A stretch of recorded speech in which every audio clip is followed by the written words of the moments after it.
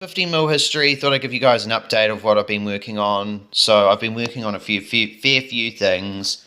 My Hungarian infantry. I'll get to the special boyos in a minute. And some Pack 40s. So these are 3D printed. I'm pretty happy with how they've turned out. They are going with these crew. These guys are really nasty. They're veteran, and they've got a 3+ last stand, hit on 4s. So these guys don't run very easily.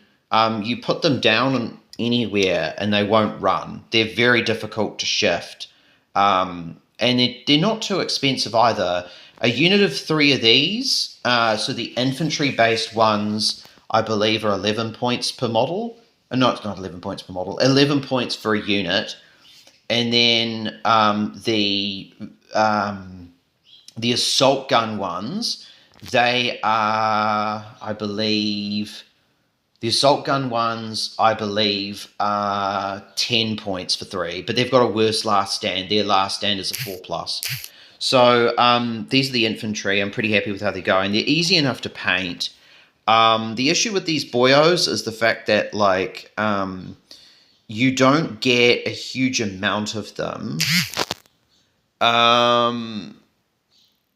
So you don't get a huge amount of them in a box. So I think the issue is that you've basically, like, I think you get 6 stands of troops and enough to make a couple of special weapon stands and officers.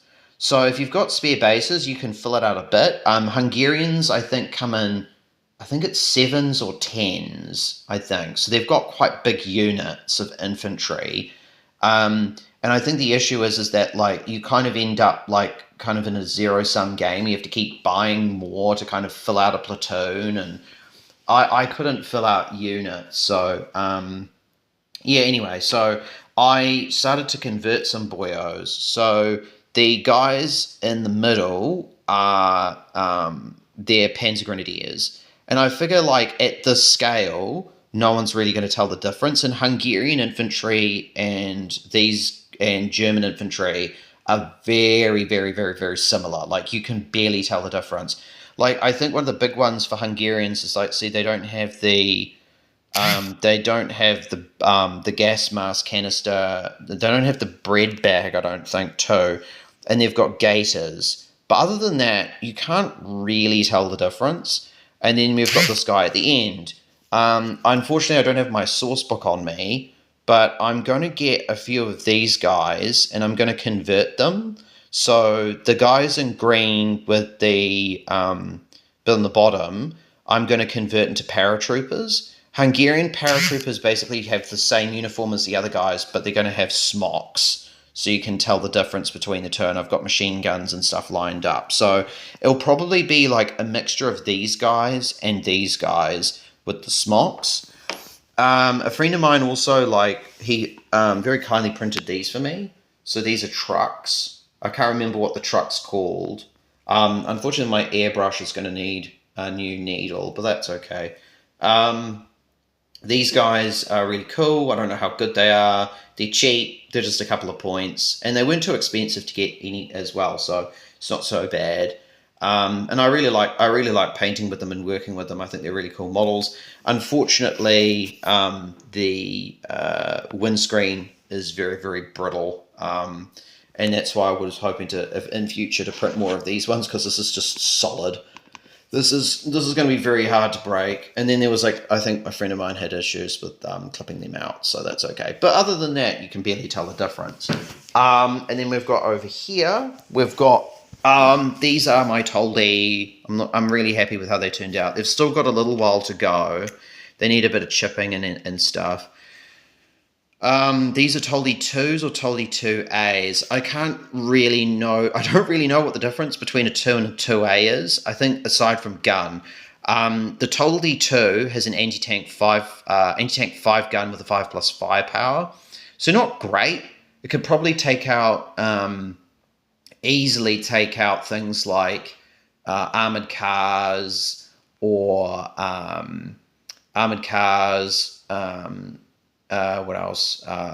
Universal carriers, stuff of the same size. And then you've got the Toldi 2A, which is basically the same, but it's got a bigger gun with a 7 and a 4 plus firepower. And they're really cheap. They're like 8 points for 5.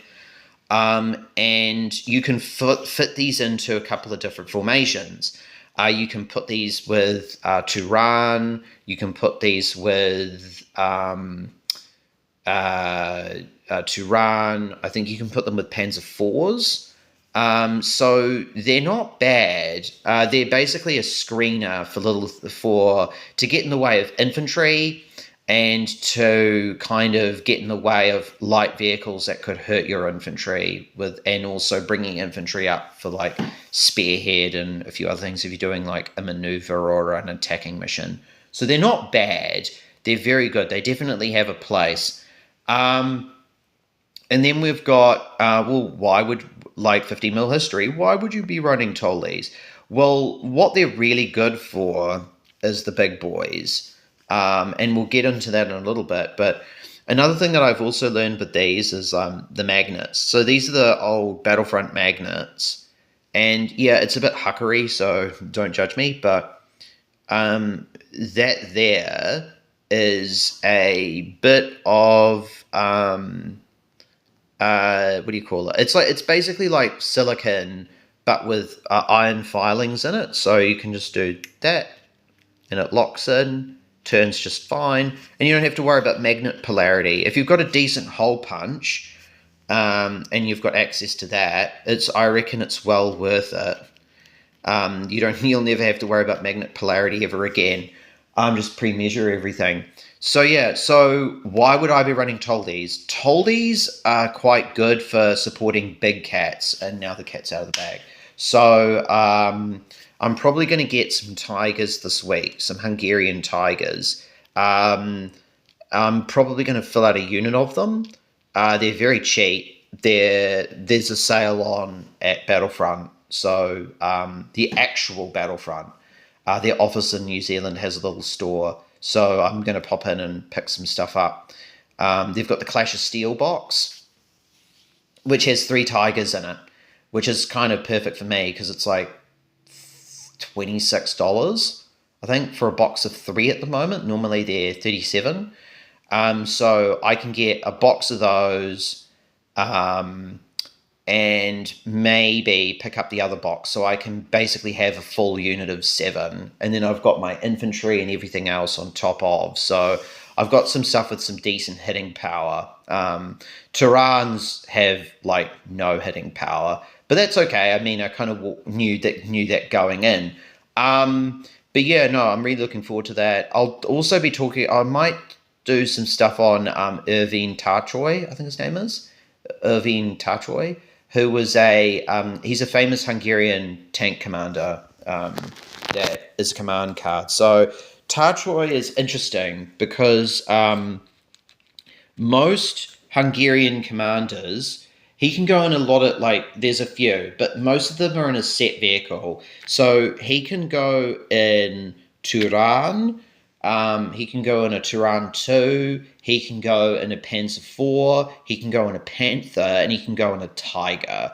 So he is very nasty. He can reroll misses, he can blitz on a 2, and he can also assault on 2s. So he is good. He is a very skilled, like, he's a very nasty commander, but he's quite expensive though. So that's one thing you've really got to keep in mind when you're running Tigers, which are, like, by late war, I still think Tigers are good. Absolutely, I think they're very good. But the issue there is that they're a bit, they're showing their vulnerability a little bit more in late war. So, I mean, I'm looking forward to it. It's going to be a bit of a challenge, but I'm looking forward to it. And painting up these boys, if I'm going to get my not Russians, with my Hungarians, there's like a command card to have them be like basically just freshly trained reserves. So you can get like a full formation with about 14 stands of infantry for like nothing with Shreks, which isn't too bad, supported by another formation of tigers, which seems really good. Not amazing, but it could be pretty nasty. Could be quite a lot of fun to play. So I'm really looking forward to that. So yeah, I'll keep you guys posted, and I'll talk to you guys soon.